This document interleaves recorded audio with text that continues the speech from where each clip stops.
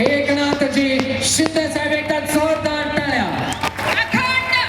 अखंड हिंदुस्थानचे कैवारी प्रबोधनकार सुपुत्र देव देश धर्म मराठीपणाचे मानविंदू हिंदू हृदय सम्राट सेनापती बाळासाहेब ठाकरे यांचा महाराष्ट्राचे लाडके आबा सगळ्यांचे दैवत आमचे रक्षाबंधनच्या दिवशी भगिनींना भेट देणारे आमचे महाराष्ट्राचे लाडके भाऊ सन्माननीय एकनाथ शिंदे साहेबांचा भारत माता की छत्रपती शिवाजी महाराज की जय भवानी. आद्य क्रांतिकारक राघोजी भांगरे यांचा त्यांना मी विनम्र अभिवादन करतो. त्याचबरोबर आद्य क्रांतिकारक रायाजी ठाकर यांना विनम्र अभिवादन करतो. क्रांतिपुत्र बिरसा मुंडा यांना विनम्र अभिवादन करतो. आणि जागतिक दिनाच्या मी सर्वांना मनापासून खूप खूप शुभेच्छा देतो. आपल्या सगळ्यांचं अभिनंदन करतो. खरं म्हणजे आजच्या या जागतिक दिनाला उपस्थित एक भव्य रॅली या ठिकाणी काढली आणि या रॅलीमध्ये कुठेही जागा नव्हती, रस्त्यावरही नव्हती, बाल्कनीत पण नव्हती, टेरिसवर पण नव्हती, सगळीकडे माणसं होती. आणि या आदिवासी बांधवांचा महाजनसागर पाहून खऱ्या अर्थाने मला वाटलं मी थोडा उशिरा आलो, अगोदर यायला पाहिजे होतं हा सगळा नजारा आणि तुमचं प्रेम पाहायला. पण जिल्ह्यात देखील अंबरनाथमध्ये कोर्टाचं उद्घाटन होतं. उच्च न्यायालयाचे न्यायमूर्ती लोक आले होते आणि ते देखील काम महत्वाचं करून मी तुमचं दर्शन घ्यायला इथं.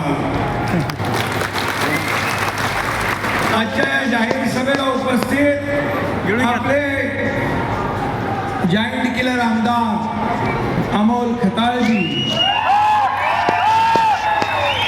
दुसरे आपले आमदार ज्याने प्रस्थापितांच्या विरुद्ध लढा दिला आणि सर्वसामान्य गोरगरीब कुटुंबातला आमदार निवडून आला, ते आमदार विठ्ठलराव लंगेजी. डॉक्टर जालिंदर बोर तुमचे मार्गदर्शक आहेत. कमलाकर कोते, जगन देशमुख आपल्या आयोजकांमध्ये आहेत ना तुला. बाळासाहेब बोर, सुशांत गजे, संजय वागचोरे, शर्मिला येवले, रोहिदास जाधव, जावेद जागीरदार, सुभाष येवले, महेश देशमुख, व्यासपीठावरील सर्व सन्मान्य मान्यवर. जेवढी नावं दिली ती सगळी वाचलेली आहेत मी, आता माझी काही चूक नाही त्याच्यामध्ये. आणि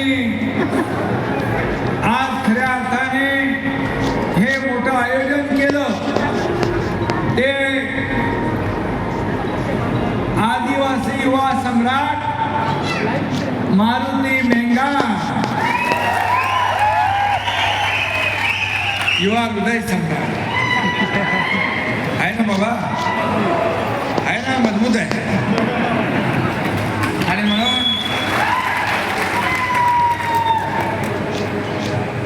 गेल्या वर्षीपेक्षा या वर्षीचा उल्हास जल्लोष मोठा होता. गेल्या वर्षी देखील इथल्या लोकांनी मला सांगितलं की गेल्या वर्षी देखील अशीच रेकॉर्ड ब्रेक गर्दी होती, परंतु तुम्हीच तुमच्या मागच्या वर्षाचं रेकॉर्ड ब्रेक केलेलं आहे आणि या वर्षी जागतिक आदिवासी दिन उत्साहात आपण साजरा केलेला.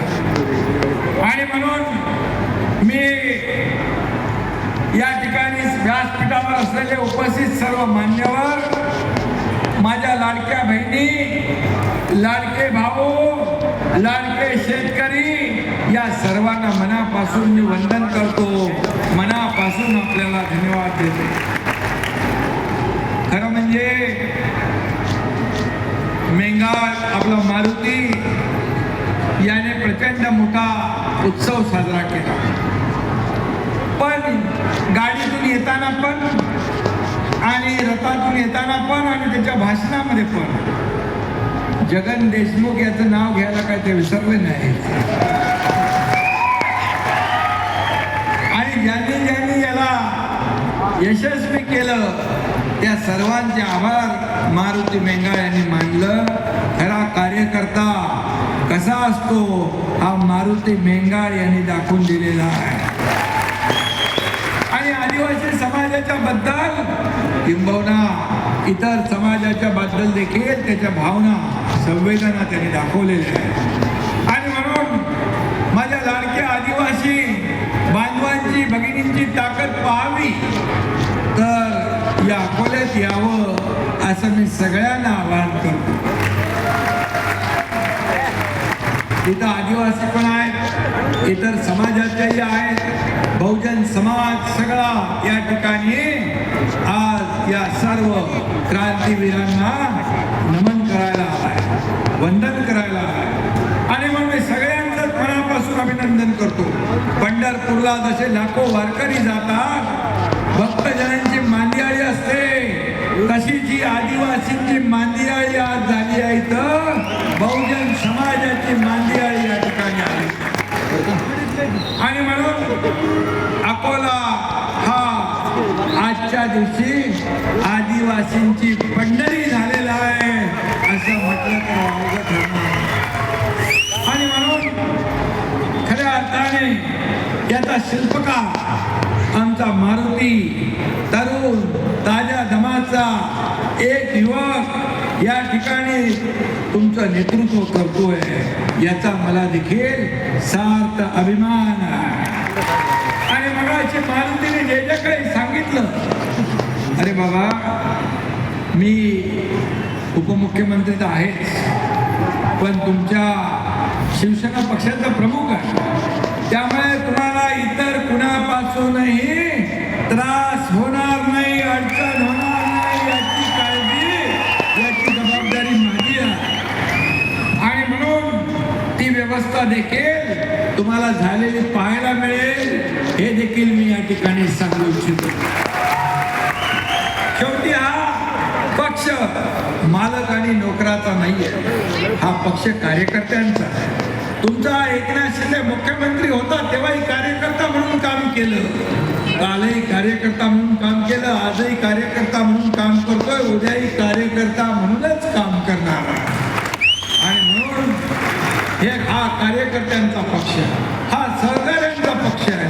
जो काम करेल तो पुढे जाईल आणि जो काम करणाऱ्याला खोडा घालेल त्याला देखील व्यवस्थितपणे बाजूला केलं नाही. कारण मला काम करणारा कार्यकर्ता आवडतो. काम करणारा म्हणून आपण बघता जेव्हा जेव्हा महापूर येतो, इर्षाळवाडीचं दुर्घटना होते, त्यावेळेस हा एकनाथ शिंदे स्वतः जातीने तिथं उभा राहतो, लोकांना मदत करतो, माझ्या लाडक्या बहिणींच्या भावांच्या अश्रू पुसतो. आणि म्हणून मारुतीने सांगितलं कुठली ती वाडी,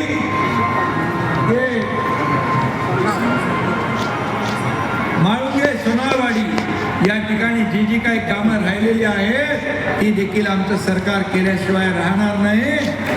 पुनर्वसनाचं जे काम आहे, कारण शेवटी ज्या ठिकाणी लँडस्लाईड होतोय, ज्या ठिकाणी दरडी कोसळतात त्या ठिकाणच्या लोकांचं योग्य पुनर्वसन झालं पाहिजे. सरकारची भूमिका ही सरकारची भूमिका.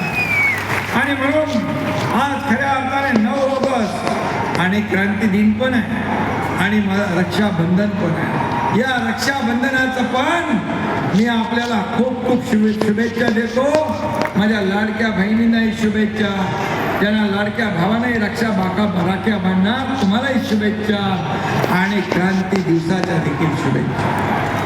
खरं म्हणजे या दिवशी महात्मा गांधी यांनी इंग्रजांना चले जाओचा नारा दिला. युनोने हा दिवस जागतिक आदिवासी दिन म्हणून घोषित केला. आणि म्हणून त्या ठिकाणी अकोले हे आदिवासींचं माहेरघर. खऱ्या अर्थाने या ठिकाणी आज जो काही जनसागर पाहिला, समाधान वाटतं, आनंद झाला. आणि मी आपल्याला एवढंच सांगतो की हे आदिवासी आपल्या काळ्या आईची लेकरं आहे. आदिवासी दिन खास या आदिवासी समाजासाठी दसरा आणि दिवाळी आहे. आणि म्हणूनच आदिवासी दिन हा जागतिक आदिवासी दिन. या ठिकाणी आपण आज आपली संस्कृती, आपली परंपरा, कुठं देखील आपली कला दाखवू. संस्कृती, आपली परंपरा आणि आपला अभिमान आपलाच भाऊ आहे. आणि म्हणून आपली भूमी, आपला सन्मान हा मंत्र घेऊन या ठिकाणी आपण पुढे निघालेला आहात. त्यामुळे आपल्याला थांबवणारी जगामध्ये कोणती आता शक्ती नाही, हे मी या ठिकाणी सांगू इच्छितो. आणि म्हणूनच मागासलेले आपले आदिवासी पाड्यांवर राहणारे या ठिकाणी समाजाच्या मुख्य प्रवाहात आले पाहिजे, समाजाच्या बरोबरीने पुढे गेले पाहिजे. ही भूमिका आपल्या राज्य सरकारची पण आहे आणि केंद्र सरकारची पण आहे. आणि आदिवासी समाजाला सशक्त करण्याचा विडा संकल्प या देशाचे लोकप्रिय प्रधानमंत्री नरेंद्र मोदीजी यांनी उचललेला आहे. आणि म्हणून केंद्र सरकारने देखील अनेक योजना आदिवासी समाजासाठी या ठिकाणी सुरू केलेला आहे. आणि म्हणून गेल्या 11 वर्षात गरीब कल्याणाचा अजेंडा घेऊन या ठिकाणी यशस्वी करून दाखवला. देशाच्या बजेटमध्ये आदिवासी समाजासाठी 5 पट आर्थिक तरतूद वाढवण्याचं काम केंद्र सरकारने केलं. आदिवासींना त्यांचा हक्क मिळवून देण्यासाठी जुन्या कायद्यांमध्ये बदल घडवून टाकला. आदिवासींना कायम आदिवासीच ठेवलं पाहिजे हे काँग्रेसचं धोरण बदलून टाकलं आणि आदिवासी समाजाला मुख्य प्रवाहामध्ये आणण्याचं काम या ठिकाणी केलं. आदिवासी समाजाच्या आपल्या भगिनी द्रौपदी मुर्मू मॅडम यांना या देशाचं राष्ट्रपती पद दिलं, जे सर्वोच्च पद आहे. राष्ट्रपती पद कोण आहे तर आदिवासी आमची बहीण द्रौपदी मुर्मू हा इतिहास आहे.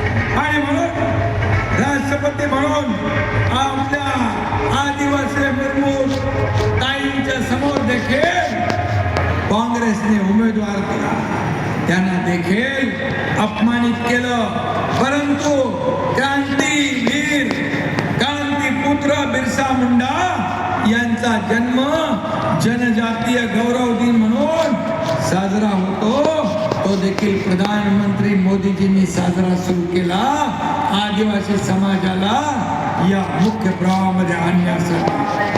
आणि ब्रिटिशांविरुद्ध या आदिवासी लढवय्यांनी लढा दिला. हे कायम या महाराष्ट्रातल्या देशातल्या जनतेच्या लक्षात राहिलं पाहिजे. म्हणून हा आदिवासी गौरव दिन, जनजातीय गौरव दिन साजरा होऊ लागला. ही देखील ही काळाची गरज होती. आणि म्हणून लोकसभेमध्ये संविधान बदलणार, आदिवासींचं आरक्षण जाणार हे खोटं फेक नॅरेटिव्ह पसरवून आदिवासी समाजाची दिशाभूल केली. परंतु त्यानंतर झालेल्या विधानसभेच्या निवडणुकांमध्ये देखील महाविकास आघाडीचं सरकार येणार म्हणून मुख्यमंत्री, उपमुख्यमंत्री, मंत्रिमंडळ, पालकमंत्री सगळ्यांचं वाटप करून टाकलं. त्याने म्हटलं आता विधानसभा जिंकणार, कुणाला म्हणाले याला जेलमध्ये टाकतो, त्याला जेलमध्ये टाकतो, बर्फाच्या लादीवर झोपवतो, हे सगळं बोलले. परंतु माझ्या आदिवासी समाजाने, माझ्या लाडक्या बहिणींनी, माझ्या लाडक्या भावांनी त्यांची सगळी चारी मुंड्या चित करून टाकले आणि त्यांना घरी पाठवून दिलं. आणि म्हणून मला आपल्याला एवढंच सांगतो, पद येतात, पद जातात, पुन्हा येतात. परंतु या एकनाथ शिंदेला या महाराष्ट्रातल्या तमाम लाडक्या बहिणींचा लाडका भाऊ ही नवी ओळख मिळाली, ही मला सगळ्यात मोठी आहे. आणि एवढंच सांगतो की आजचा दिवस अतिशय मोठा, अतिशय महत्वाचा आहे आणि म्हणूनच मी तुम्हाला खात्री देतो, मी तुम्हाला शब्द देतो की शिवसेना कधीही या ठिकाणी आपल्या आदिवासी समाज लाडक्या बहिणींना पण सांगून ठेवतो.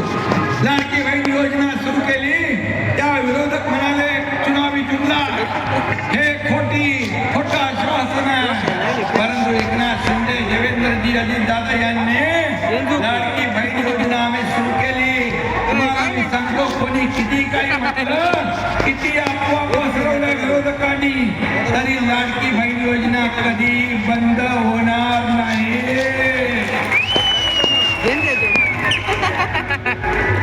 आणि आम्ही अनेक घोषणा केल्या, वचनं दिलेली आहे. शेतकऱ्यांची कर्जमाफी देखील आम्ही म्हणालो आणि म्हणून सांगतो, हे शब्द देणारं सरकार आहे, शब्द पाळणारं सरकार आहे. आणि म्हणून जे काही आम्ही बोललोय ते टप्प्याटप्प्याने आम्ही पूर्ण केल्याशिवाय राहणार नाही. आम्ही प्रिंटिंग मिस्टेक म्हणणार नाही.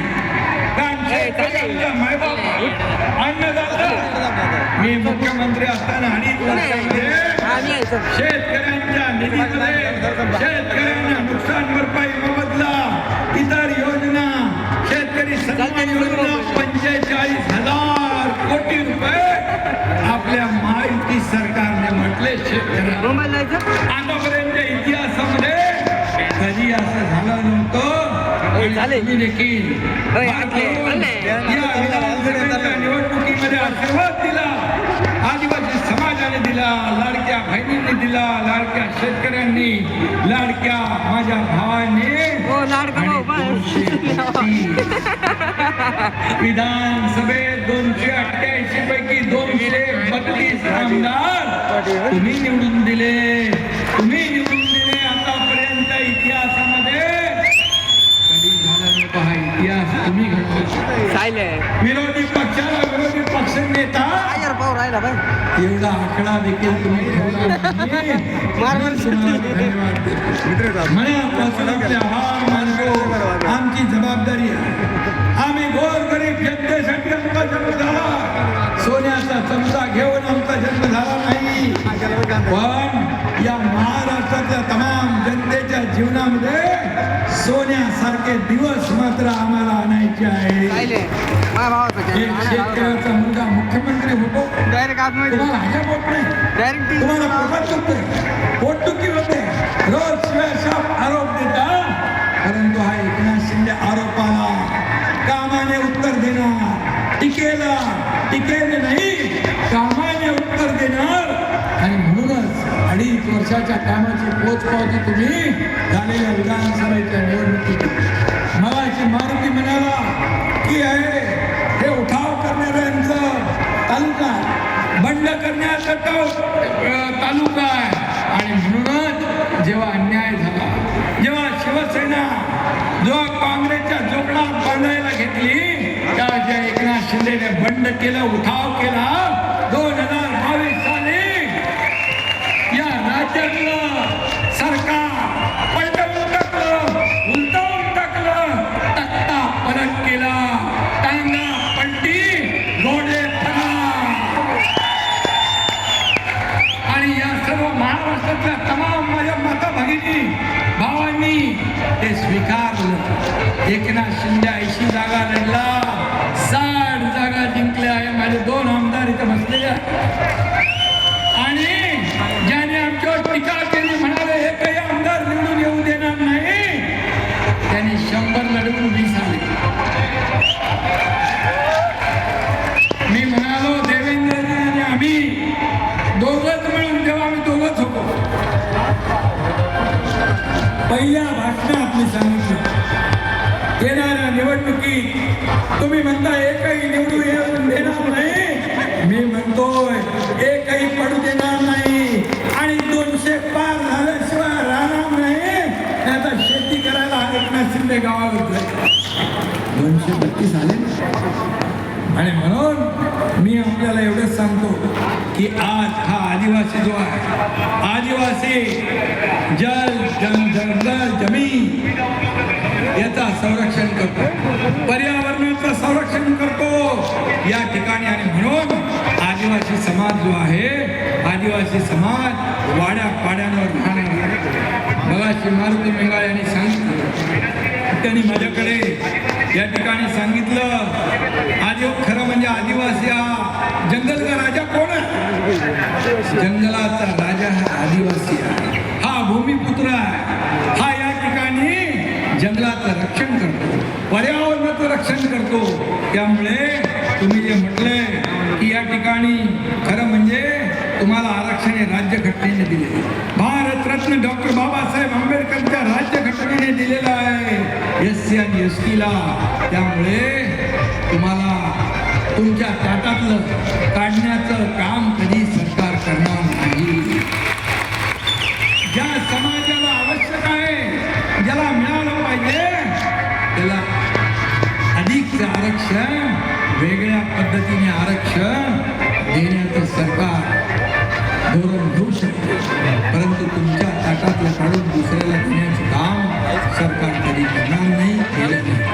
आणि मग आम्हाला सगळे समाजाला सोबत घेऊन जायचं, पण कुठल्याही समाजावर अन्याय आम्हाला करायचा नाही, भूमिका सरकारची.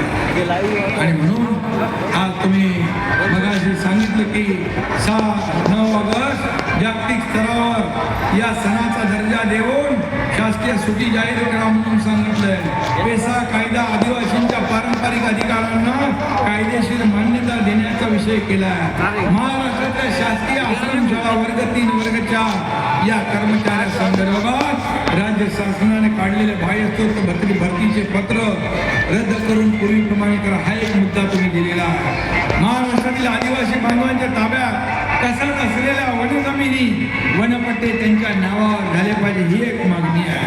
त्याचबरोबर महाराष्ट्रातील पेसा अंतर्गत ग्रामपंचायत अधिकारी यांचं मानधन वाढवावं, मानधन तत्वावर त्यांना नियुक्ती द्यावी.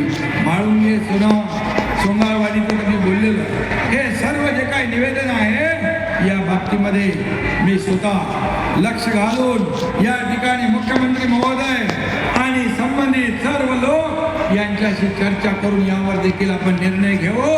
सरकार सकारात्मक आहे, सरकार या ठिकाणी तुमच्या बाजूचं आहे. आणि म्हणून सर्वसामान्यांचं सरकार म्हणतो आपण. सर्वसामान्यांना 2 स्मारक आहे, राघोजी भांगरे आणि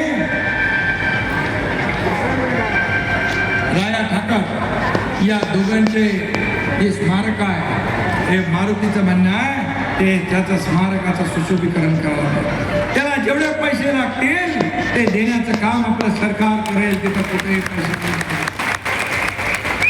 मी मुख्यमंत्री असताना 2000 कोटी रुपये या मतदारसंघात या तालुक्याला देणार आहे एकनाथ शिंदे. आणि म्हणून या ठिकाणी मी येता हे तर आपले क्रांती सूर्य आहे. खरं म्हणजे हे आपले स्वातंत्र्यासाठी ज्यांनी लढा दिला त्यांचं उचित स्मारक झालं पाहिजे, सरकारची भूमिका. आणि म्हणून तिथेही कुठेही सरकार मागे राहणार नाही. आणि जे जे काही आपण मला निवेदनं दिलेली आहेत ही कुठं आणखी क्रांतीवीर राघोजी भांगरे यांच्या जन्मदिना ठिकाणी जन्मभूमी तिरंगा ध्वजारोहण होण्यासंदर्भात देखील एक मागणी केलेली आहे. खरं म्हणजे हा अभिमान सरकार आपल्या पाठीशी आहे. त्यामुळे क्रांतीवीर राघोजी भांगरे सारखे क्रांतीवीर यांच्यामुळे आपल्याला आज सगळे सण उत्सव साजरे केले. आणि म्हणून तिरंगा हा फडकलाच पाहिजे, अभिमानाने फडकला पाहिजे. यासाठी जे जे काही करायचं ते आपण करू. म्हणून मी आपल्याला एवढं सांगतो की खऱ्या अर्थाने आज आपण जे काही मारुती बेंगाल तुम्ही आपल्या सर्व लोकांनी जे काही आयोजन या ठिकाणी केलं हे अद्भुत आयोजन, अतिशय भव्य दिव्य. मला वाटतं पुढच्या वर्षी तुमचाच रेकॉर्ड तुम्हीच मोडू शकता, दुसरा तिसरा कोणी मोडू शकत नाही. आणि म्हणून मी आपल्याला एवढंच सांगतो, आपण मगाशी सांगितलं जल जंगल जमीन पर्यावरणाचं रक्षण करणारा हा आदिवासी आहे. आदिवासी हमारा गर्व है, आदिवासी हमारा गर्व है, आदिवासी हमारी शान है, आदिवासी ही इस देश का स्वाभिमान शुभेच्छा देतो. माझ्या लाडक्या बहिणींना परत एकदा रक्षाबंधनच्या मनापासून शुभेच्छा देतो. काळजी करू नका, तुमचा लाडका भाऊ तुमच्या सोबत आहे. लाडकी बहीण योजना कधी बंद होणार नाही, बंद होणार नाही. हे पुन्हा एकदा सांगतो. धन्यवाद. जय हिंद, जय महाराष्ट्र, जय आदिवासी, जय आदिवासी.